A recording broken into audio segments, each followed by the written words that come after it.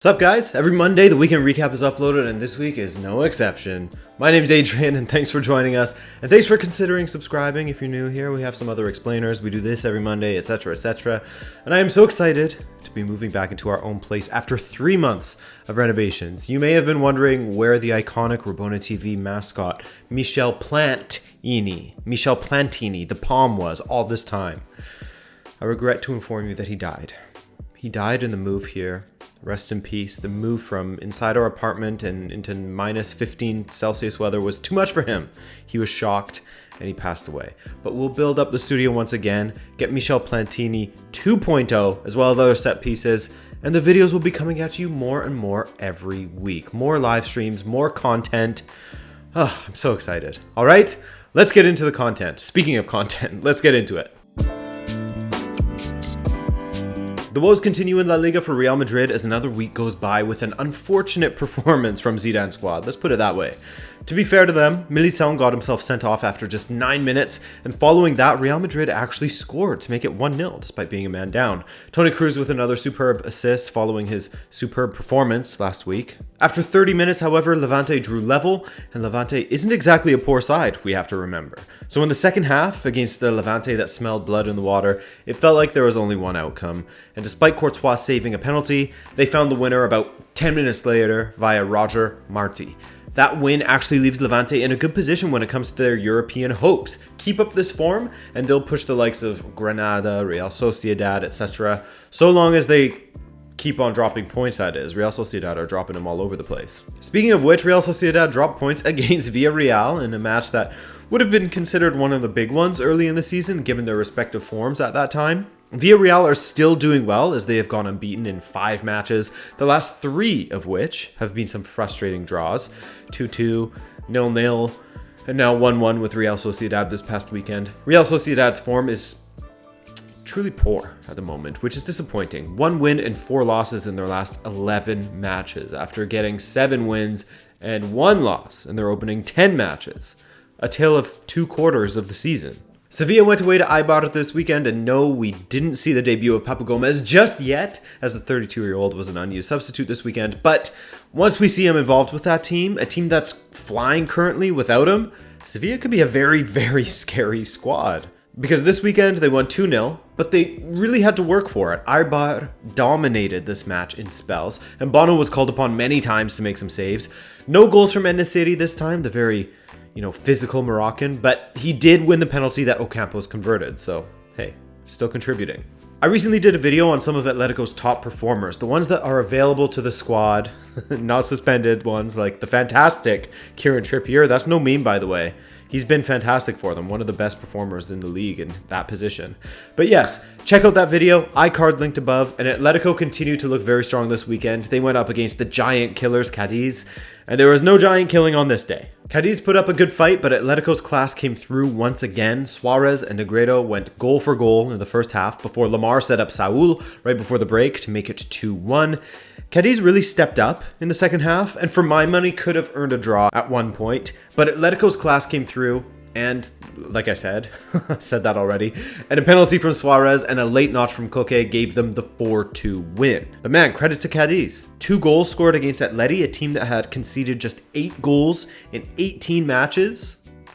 Impressive. Barcelona went up against Athletic Bilbao once again, just as they had faced them in the Super Cup, and once again, Athletic Bilbao were a problem for them. Messi opened the scoring in the 20th minute with yet another stunning free kick, even with a player scrambling back onto the line to try to head it out. It was perfectly placed in that top corner. You could basically just pick up the ball and place it in that top corner, and I don't think that Messi's would have been any worse than your placement. God, that was horrible. In the second half, some of Bilbao's pressure led to a Jordi Alba own goal to level things, but a nice attacking move from Barcelona that saw them swing the ball around the box with Dembele playing through Mingueza, and his squared ball was touched in by Griezmann. Griezmann's 6th of the season so far, and that was the winner for Barca.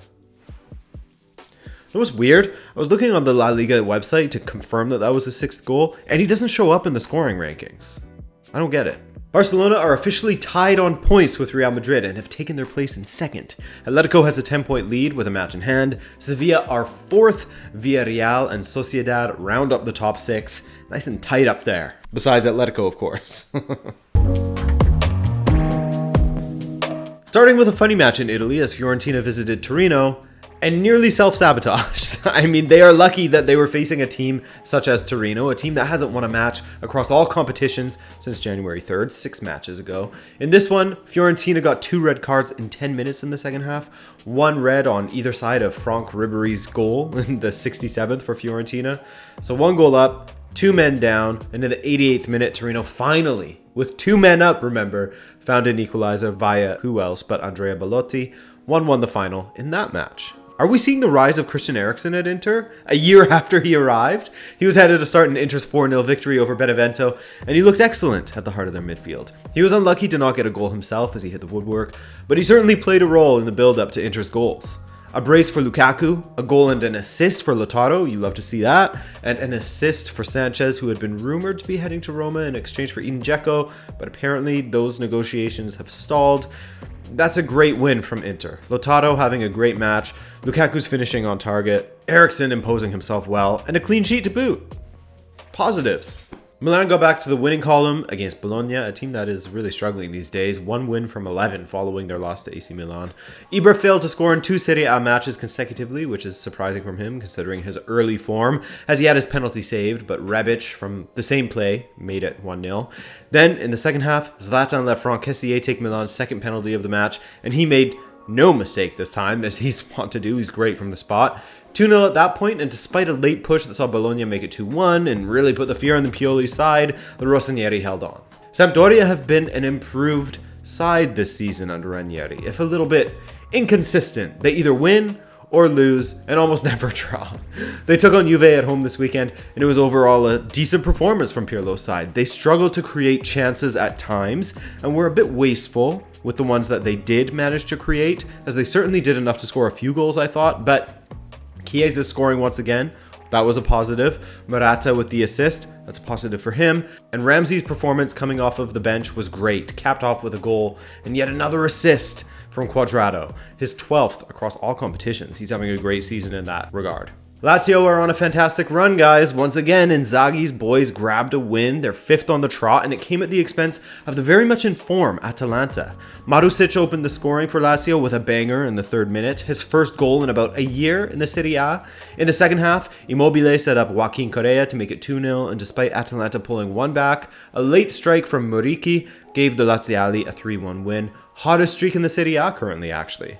Napoli beat Parma 2-0, and with Paulo Fonseca's Roma beating Hellas Verona 3-1, the top of the table is as follows. Milan still have a 2-point lead over Inter, while Roma are right amongst it on 40 points. Juve have a match in hand on 39, with both Lazio and Napoli creeping up on them.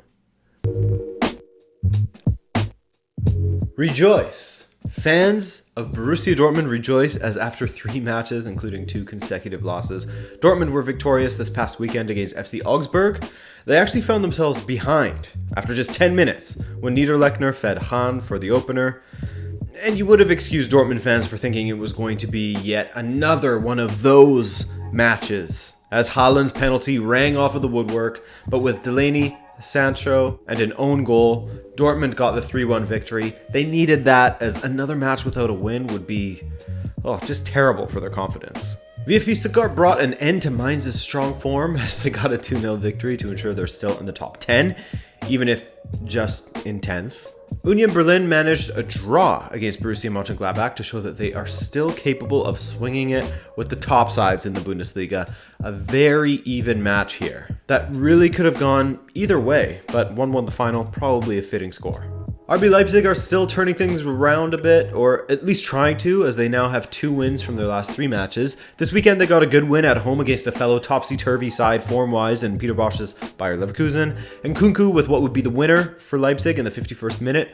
This is another extremely even match, and Leverkusen were a bit unlucky to not get an equalizer in the second half. Mind you, you could also say Leipzig were unlucky to not get a second or third in the second half as well, so take it how you will. Another team that is absolutely surging up the standings at the moment, Eintracht Frankfurt. And while the return of Luka Jovic has been a great boon to their efforts, he's added a lot to their attack, the form of Andre Silva is just incredible at the moment. He scored another brace, one of which coming from the penalty spot, while Filip Kostic grabbed yet another assist. Those were Silva's 15th and 16th goals in the Bundesliga after just 18 18 appearances, while Kostic got his 6th assist. Bayern Munich got revenge over Hoffenheim finally. After Hoffenheim beat Bayern 4-1 on the second match day of this season's Bundesliga, Bayern reversed the score this weekend and beat Hoffenheim 4-1. All of the usual suspects getting involved in the action. There was Lewandowski with a goal and an assist, Muller with a goal, Kimmich an assist, Gnabry and Coman linking up for a goal. I mean, I feel bad for Andre Silva as his 16 goals from 18 matches is by all accounts a great goals return, but he's up against a mutant in Robert Lewandowski, who has played in 18 matches and scored 24 goals.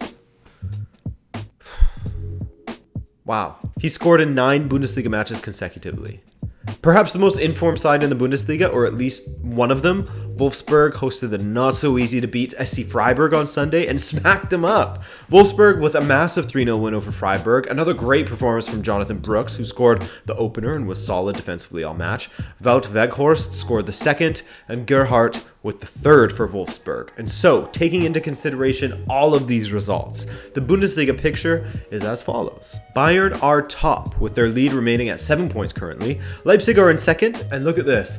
Wolfsburg and Frankfurt overtake both Leverkusen and Borussia Dortmund. You love to see this kind of competitiveness, and the German table always seems to offer that. Everywhere, but for first place, basically. Nobody's stepping up to beat Bayern. To all those that keep on moaning about, hey, who cares about France? That competition sucks.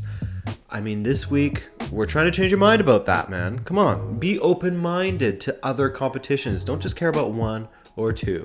This weekend, we saw PSG lose for the first time under Mauricio Pochettino. There you go, guys. And what a side to lose against. PSG fell 3-2 away to Lorient, a team that's fighting relegation currently. And this was with a 2-1 lead going into the 80th minute. With 2 penalties converted by Neymar, they didn't score from open play. They led 2-1 in the 58th minute, come to the 80th, and Lorient equalize. And finally in the 91st, 3-2 Lorient. What a result for this club, and the first poor result from PSG, who are definitely not stomping the league as they used to. First poor result from Pochettino, I should say. One of PSG's top competitors, Lyon, won 2-1 against Bordeaux, another side that isn't exactly a slouch. As the Cambi's great season with Lyon continued with a goal, and the 92nd minute winner from Lyon came courtesy of Léo Dubois. 2-1 Lyon there. Great to see. On top of that, Niko Kovac's AS Monaco got a 2-1 victory over Nantes. Another goal for Kevin Volland, his 11th in 20 appearances in France. He's been involved in 9 goals in his last 7 appearances, by the way. That's good work from the German. You want more pressure on PSG? Lille, a top competitor once again, as that side continues to build well. They got a 1-0 victory over Dijon on Sunday as their class attacker, Youssef Yazici, scored his 6th goal of the season to win the match for Lille, and hopefully they can keep it up. Because Lille are currently in first place with a 2-point lead over Lyon and a 3-point lead over PSG. Monaco are right on the heels of PSG as well, just 3 points behind them. And if Rennes win their match in hand against Marseille, they will be in the mix as well. It's a great season in France. And by the way, we're not talking about Marseille versus Rennes because if you missed it, Marseille versus Rennes was postponed as 300 Marseille fans stormed Marseille's training center, I guess it would be, and allegedly caused a few €100,000 worth of damage to the club's training ground in protest of how the club has been run lately, and with the request that current president Jacques-Henri Ayrault step down. I think a lot of the outrage came following Villas-Boas saying that he won't get a contract extension at the end of the season, but we'll see. Maybe something to dive into for a video, huh? Alright, the Premier League almost always gets the most attention, but I wanted to watch some of the other leagues that you guys have been requesting more info on. So this week, we'll do a bit of a speed run of the EPL. We'll see. I always say I'll speed run it and then I end up going on and on. United versus Arsenal was one many were looking forward to, but one that perhaps failed to deliver on expectations. A pretty even match, United carving out the better of the chances, and let's be real, they should have finished them. Cavani, here's looking at you, man. Blood on your hands for that draw. But that's not to say that Arsenal didn't do anything in this match, because they did and hit the woodwork for their efforts. 0-0 the final. United aren't out of the race yet, but they've certainly given their rivals time to catch up a bit again, with their 1 win in their last 4 EPL matches. Liverpool look great in the attack, Salah in particular, as they continue to improve in that regard. A 3-1 win over West Ham. a side that despite the loss is still in the top 6. Not bad at all. By the way, Shaqiri's assist for Salah's second goal was just lovely, wasn't it? What a lovely second goal that was. Jones coming on and immediately setting up Salah, and Firmino setting up Wijnaldum. It was a good day for Liverpool fans. I'd say the biggest shockwave of the weekend was probably the Sunday morning-ish, for me at least, match between Leeds and Leicester, as Bielsa's Leeds stormed past Leicester to win 3-1. What a match this one was. The cancelled goals and all. Thoroughly entertaining, just as Bielsa's matches always are, whether they are hemorrhaging goals or scoring them themselves. Bamford was incredible for Leeds, a goal and 2 assists, and Leicester's first loss in about a month and a half. Man City did what they had to do in some tough conditions, but Gabriel Jesus' goal in the 9th minute saw City through. That's 12 wins in a row for City, undefeated in 19, and they have conceded just 4 goals in those 19 matches. That is some impressive defensive work. Newcastle got a massive win away to Everton. Yes, Newcastle, the team that hadn't won a single match across all competitions in 11 tries, went away to Ancelotti's Toffees and got a 2-0 win. Shout out Callum Wilson, man, with the double in the second half. Aston Villa versus Southampton was an interesting one as Villa got the away win. Southampton had all of the ball and most of the chances, blowing 3, 4, 5 massive opportunities, having a goal called back late and a penalty not given early. Both the right calls, I think, but paints a picture of the frustration for Southampton and their fans. Power to Villa, getting the results they need even when it wasn't their strongest display. 2 wins in their last 5, but 2 wins in their last 3 also, you could look at it that way. Chelsea looked really good against Burnley, and Marcos Alonso made his first appearance since September 26th, I believe. He started, and of course he scored. And you know what? It makes sense as to why he played so well. Tuchel went with a back 3, meaning they had 2 wing backs in Alonso and Hudson-Odoi, and both played incredibly well. A goal for Alonso, an assist for Hudson-Odoi. I would assume that Tuchel is going to try this formation out again, given how well Hudson-Odoi did in that position. But the question remains, will Alonso start ahead of Chilwell when Tuchel uses this 3 at the back shape? Chilwell was brought in because Alonso sucked in a back 4. Honestly, he did. So we'll see. Interesting development there, now that there's some competition perhaps with the change in shape.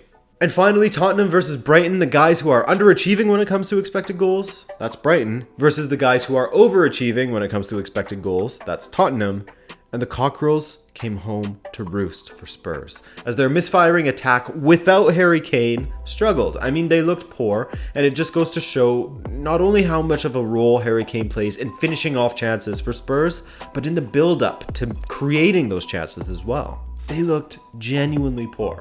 Pascal Gross was a monster out there for Brighton, getting the assist for Trossard's winner. Well, what would be the winner in the 17th minute when he scored it. I mean, speaking of XG here, Tottenham had an XG of 0.37 in this one, and Brighton had an XG of 1.77. They start putting away their chances more often, they'll crack top 10 next season, I reckon. They are dying for a good finisher. But this is Tottenham coming off of an XG of 0.1 against Liverpool. Not doing so well in the attack. Currently, Brighton are in 17th, but just a few wins away from the top 10 if they start finishing their chances off. At the top, City lead by 3 points with a match in hand ahead of United and Liverpool. Leicester, they're in 4th. West Ham are 2 points ahead of Spurs, as Spurs have a match in hand also. Chelsea and Everton on 33. Everton with a match in hand. Match in hand, match in hand. Oh my God, I hate saying this over and over and over. Thank you so much for joining me this week, as we always do together on a Monday. More videos coming at you later in the week once I am all moved in, and then the videos and live streams will come in thick and fast. Let's go, all right? Thanks so much, guys. Ciao.